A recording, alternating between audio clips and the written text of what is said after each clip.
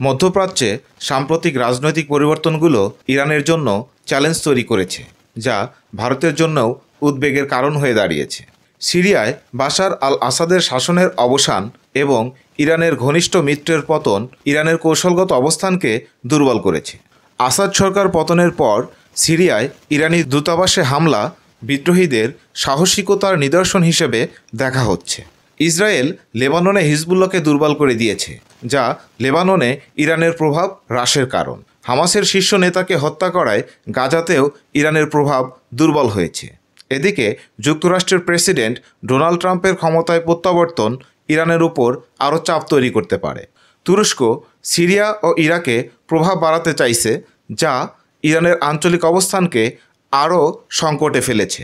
Iran পশ্চিম এশিয়ার ক্ষমতার ভারসাম্য বজায় রাখে এবং সৌদি আরব, ইসরায়েল ও তুরস্কের প্রভাবকে চ্যালেঞ্জ করে।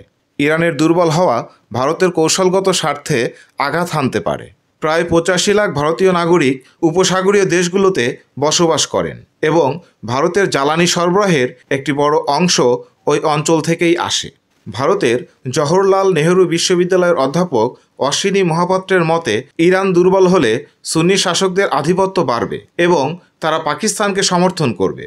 ইরান মধ্য এশিয়ার বাজারে ভারতের প্রবেশদ্বার এবং চাবাহার বন্দর প্রকল্পে ভারতের বিনিয়োগ গুরুত্বপূর্ণ। ইরান মধ্যপ্রাচ্যের একটি গুরুত্বপূর্ণ শক্তি, যা ভারতের কৌশলগত স্বার্থের জন্য অপরিহার্য। মধ্যপ্রাচ্যের ক্ষমতার ভারসাম্য টিকিয়ে রাখতে ইরানের শক্তিশালী থাকা ভারতের জন্যও সমান গুরুত্বপূর্ণ।